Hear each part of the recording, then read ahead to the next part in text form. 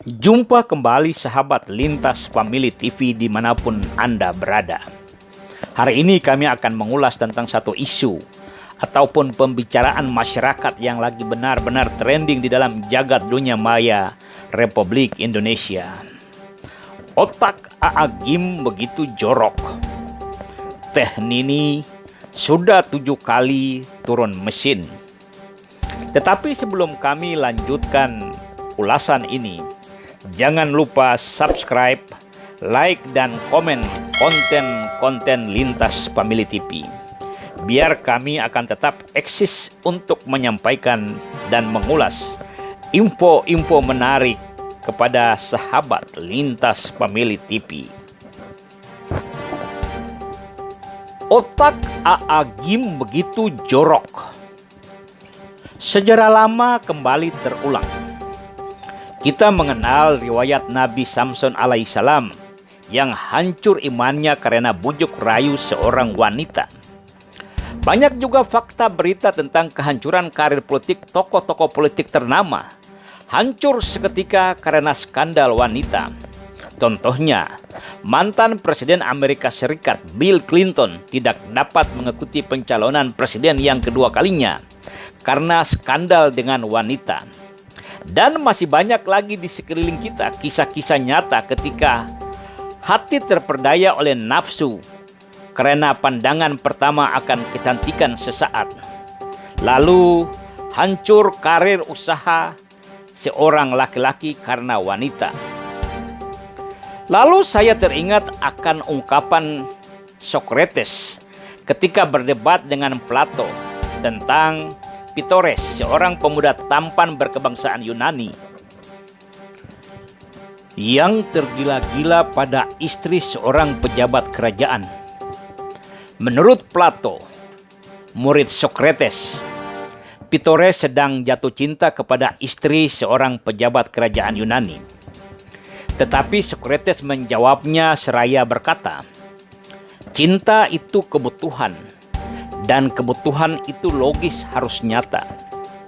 Seorang laki-laki yang menggebu-gebu menyatakan cintanya kepada seorang wanita, apalagi mengejar-ngejar si wanita tersebut, itu hanya karena dia ingin memenuhi kebutuhan birahinya segera dengan wanita itu, tidak ada lain. Jika cinta dibawa dengan dunia roman dan diterima dengan kalbu, maka orang akan berpikir untuk menyatakan cinta. Karena perasaan cinta yang murni hanya sekali dalam kehidupan manusia. Lebih daripada itu, suka atau sayang untuk memenuhi dan menutupi kebutuhan birahi. Otak A'agim begitu jorok. Ada orang mungkin yang berpandangan kata-kata ini tidaklah cocok untuk seorang ustadz sekelas A'agim yang terkenal beberapa tahun yang lalu dengan manajemen kalbunya. Sangat lembut kata-katanya, meluluhkan hati jemaah, sehingga A'agim begitu terkenal.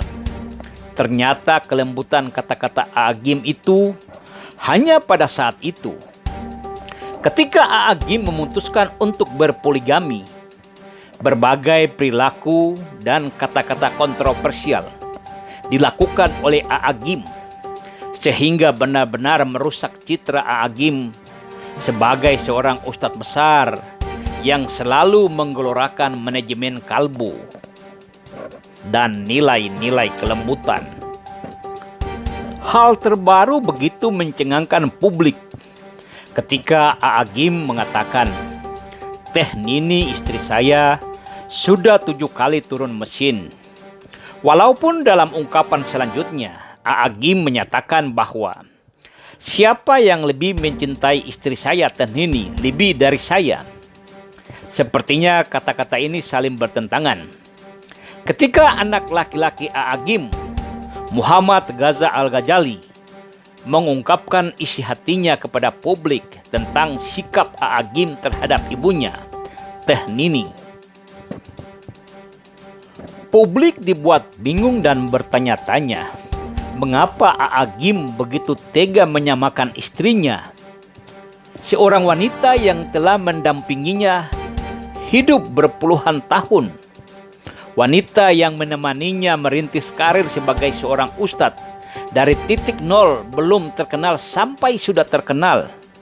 Mengapa ibu dari 7 orang anaknya A'agim sendiri disamakan dengan mesin? Ini merupakan sesuatu yang sangat keterlaluan.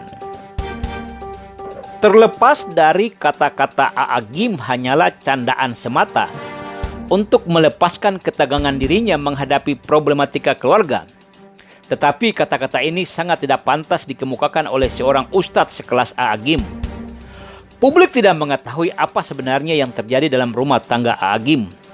Walaupun secara umum kita telah menarik benang merah bahwa ini risiko dari poligami. Tetapi dengan keluarnya kalimat, "Teh Nini, istri saya sudah turun mesin 7 kali." Maka sangat-sangat jelas A'agim sedang menyampaikan sifat aslinya sebagai manusiawi yang memiliki hasrat dan birahi lebih untuk menemukan wanita lain yang lebih fresh atau setidak-tidaknya baru turun mesin sekali. Harusnya belajar banyak dari Ustadz Abdul Somad. Dapat anak gadis dan tidak banyak komen tentang mantan istri. Pesta mewah sudah selesai, janur kuning pun sudah mulai layu. Atas semua masalah ini, lalu kita dapat menarik kesimpulan bahwa A'agim juga manusia yang memiliki pikiran jorok sama dengan kita-kita. Dan beginilah hukum alam. Terkadang orang pandai berdakwah dan mengajari orang lain untuk melakukan kebaikan, mencintai dan menyayangi istri, atau cara-cara membentuk rumah tangga sakinah, menaburkan nasihat-nasihat kalbu dengan kata-kata lembut, lalu berdoa sambil menangis terseduh-seduh untuk menambah kekhusyuan pengajian, membuat jemaah larut dalam keheningan, lalu akan mengatakan sang ustadz luar biasa. Tetapi untuk mengurus dan menjaga rumah tangga sendiri tidak bisa. Sang ustadz semestinya malu untuk berdiri di depan jemaah, malu untuk menasihati orang lain, malu karena pribadinya sudah tidak dapat dijadikan panutan, atau kita kembalikan untuk penilaian publik. Ada sebuah kata bijak sebagai penutup ulasan kita. Mending terlihat bajingan, tetapi hati punya iman, daripada terlihat lembut dan rupawan, tetapi kelakuan seperti preman. Terima kasih. Assalamualaikum.